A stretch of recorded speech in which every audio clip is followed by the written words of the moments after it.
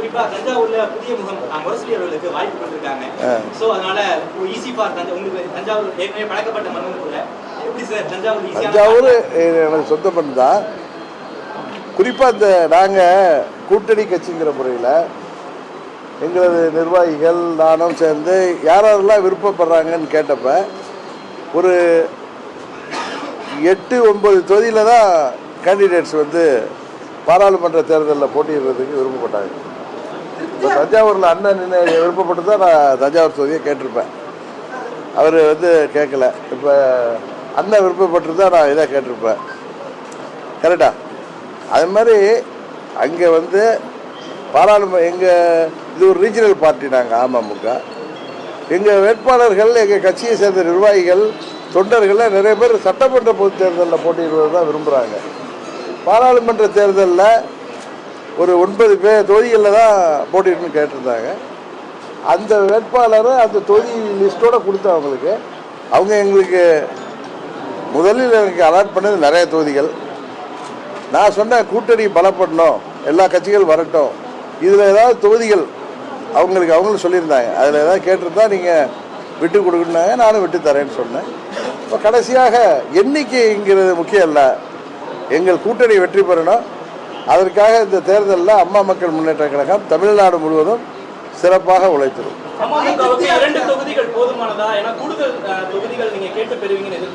இல்லை இல்லை, நாங்கள் வந்து போதும் என்கிற மனமே பொன் செய்யும் மருந்துன்னு சொல்லுவாங்க.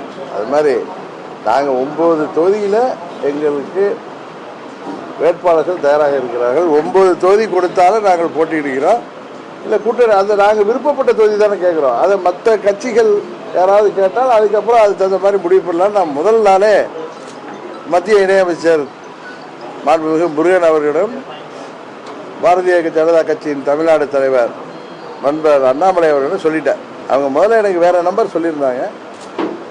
நானும் இந்த தொகுதிகளை ஒத்துக்கிட்டு இருந்தேன். அப்புறம் பல கூட்டணிகள் வர்றப்ப சில தொகுதிகளை அவங்க என்னிட்ட அதை வேணும்னு கேட்குறப்ப நான் கொடுத்தேன். கடைசியாக இந்த 2 தொகுதிகளையும் நாங்கள் போட்டு, இன்னும் சொல்ல போனால் நான் எங்களுக்கு ஒரு தொகுதி கூட இருந்தால் கொடுங்க, ஏன்னா கூட்டணிக்கு எது கொடுக்குன்னா கொடுங்கன்னு சொன்னால், இல்லை நீங்கள் வந்து குறைந்தபட்சம் 2 தொகுதியிலாவது போட்டியிடணும்னு அவங்க சொல்லி தான் 2வது தொகுதியை இன்றைக்கு கொடுத்தாங்க.